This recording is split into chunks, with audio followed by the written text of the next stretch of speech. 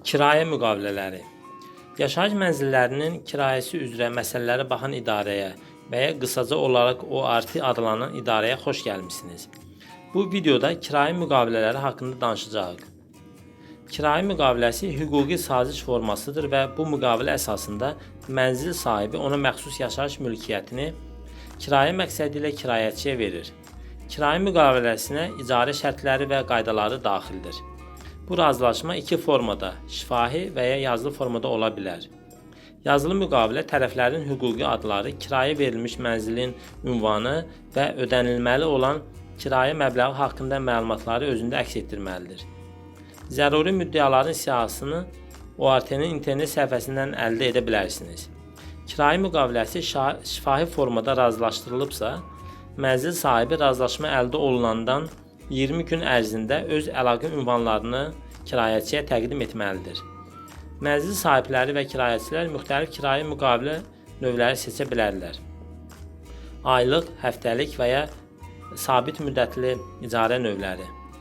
Aylıq və həftəlik kirayə növləri əvvəlcədən bildiriş verməklə qanuna uyğun şəkildə dayandırıla bilər. Aylıq kirayə 1 ay əvvəlcədən, həftəlik icarə isə 1 həftə əvvəlcədən bildiriş verməklə dayandırıla bilər. Hər iki halda kirayəçi ödəniş günündən bir gün əvvəl bildiriş verməlidir. Məsələn, əgər ödəniş iyun ayının 1-də ödənilməlidirsə və kirayəçi iyun ayının axırında evdən çıxmaq istəyirsə, o zaman bildiriş may ayının 31-nə qədər verilməlidir. Yekun olaraq, müddətli kirayə mənzil sahibi və kirayəçinin kirayə üçün spesifik müddət üzrə razılaşdığı müqavilələrə deyilir. Bu cür razılaşmalarda kirayə müddətinin konkret başa çatma tarixi olur. Belə olan halda mənzili boşaltmaq üçün bildiriş verilməsinə ehtiyac olmur. Çünki kirayə müddətinin başlanğıcında kirayənin başa çatma tarixi haqqında razılığa gəlmişlər. Lakin kirayə müddətinin başa çatmasına 2 ay qalmış mənzil sahibi kirayəçiyə ya kirayə razılaşmanın yenilənməsinin şərtləri haqqında bildiriş verməlidir, ya da kirayəçiyə bildirməlidir ki, müqavilə yenilənməyəcək. Yəni icarəçi müddət başa çatdıqda köçüb köçməyəcəyini bilməlidir.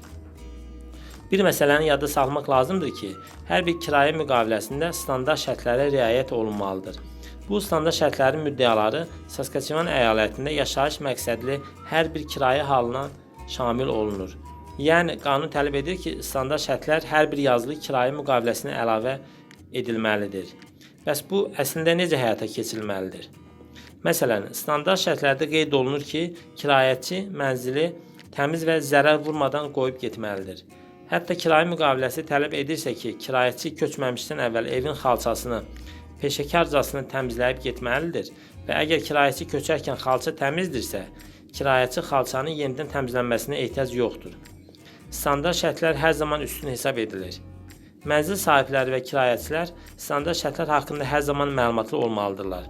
Bu onlara kirayənin rahat keçməsinə və hər zaman onlara kömək etmiş olur. Daha ətraflı məlumat üçün bizim www.saskatchewan.ca/ort internet saytımıza müraciət edə bilərsiniz.